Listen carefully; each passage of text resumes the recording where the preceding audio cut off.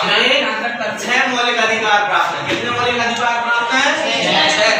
भारतीय संविधान द्वारा हमें 6 मौलिक अधिकार प्रदान किए गए हैं, जो इस प्रकार है। सबसे पहले हम बात करते हैं समानता के अधिकार। हम सभी भारतीयों को हमारा भारतीय संविधान समानता का अधिकार प्रदान करता है। क्या करता है?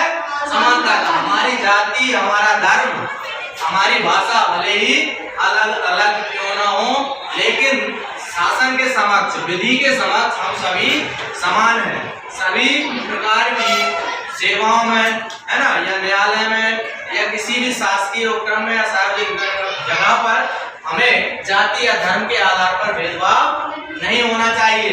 ये हमारा संविधान कहता है, क्योंकि हम सभी बड़ा नहीं है, हम सब इंसान हैं। क्या है? इंसान। इसलिए हमारे अंदर आपस में भेदभाव की भावना नहीं होनी चाहिए। दूसरा है स्वतंत्रता का अधिकार। स्वतंत्रता का अधिकार ये बहुत इम्पोर्टेंट है, क्योंकि इंसान को जीवन में सबसे महत्वपूर्ण यदि कुछ होता है तो वो होती है स्वतंत्रता। क्या होती है? स्वतंत्रता। क्योंकि परतंत्रता बहुत बुरी होती है। 15 अगस्त 1947 को हमारा देश क्या हुआ था? इसका राज था अंग्रेजों का। वो लोग हमारे जैसे हमने कोई काम किया, है ना, उसका धन संपत्ति, अनाज, दूध उत्पादन, ये सारी चीजें धन दौलत लूट के वो लोग इंग्लैंड ले जाते थे, और हमें हमारी वस्तुओं का उपयोग करने की आजादी नहीं थी। हम पढ़ नहीं सकते थे, है ना, अच्छे से रह नहीं सकते थे। ये हमारे लिए बहुत मुश्किल था। उनके तरह तरह के अत्याचार हमें सहना पड़ते थे। इन अत्याचारों से आजादी मिली, है ना, जिसे हम क्या कहते हैं?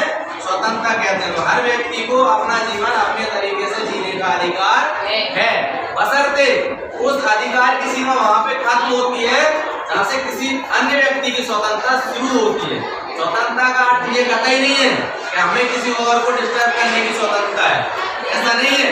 हम स्वतंत्र है तो सामने वाला भी तो स्वतंत्र है, तो उसको भी हमारी वजह से कोई दिक्कत या परेशानी नहीं होनी। स्वतंत्रता है, ठीक है। उसके बाद हम बात करते हैं शोषण के विरुद्ध अधिकार। क्या है? शोषण के विरुद्ध अधिकार। जैसा कि शोषण का मतलब क्या है?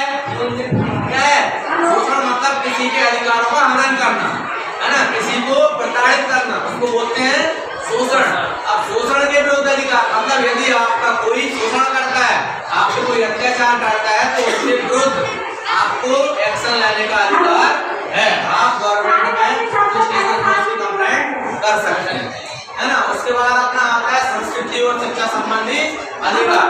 तो इसका अर्थ ये है संस्कृति, अपने हिसाब से जाति या मजहब का पालन कर सकते हैं। ये जरूरी नहीं है कि सामने वाला बोले जो धर्म का हम पालन करना चाहे वो धर्म मान सकते हैं। इसका अधिकार हमें संविधान देता है। हम चाहे तो इंग्लिश मीडियम में भी पढ़ सकते हैं और चाहे तो हिंदी मीडियम में भी पढ़ सकते हैं। ये हमारी शिक्षा के ऊपर डिपेंड करता है, इसका कोई दबाव हमारे ऊपर नहीं है। ये होता है हमें शिक्षा का अधिकार।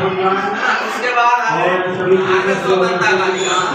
कोई सा भी धर्म अपना सकते हैं, चाहे तो मंदिर में गुरुद्वारा चर्च कहीं पर भी जा सकते हैं। उसके बाद संवैधानिक उपचारों का अधिकार क्या है? जब हम बीमार हैं तो शासन द्वारा उपचार की व्यवस्था की है।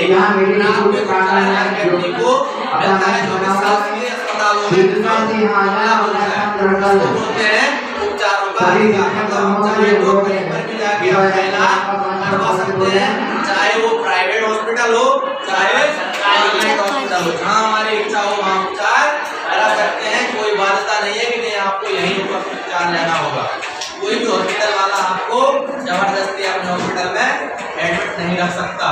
आपने यदि बोल दिया है मुझे यहाँ पे उपचार नहीं कराना, मुझे लग रहा है, तो आप वहाँ से अदर हॉस्पिटल में जा सकते हैं। ये अधिकार हमें संविधान द्वारा प्रदान किए गए। इस तरीके से भारतीय संविधान द्वारा हमें मौलिक रूप से जो अधिकार दिए गए हैं उन्हें मौलिक अधिकार कहा जाता है। इनकी संख्या कितनी है? 6। बिल्कुल नहीं घूमना है। मिडिल के स्कूल के बच्चे मिडिल स्कूल में नहीं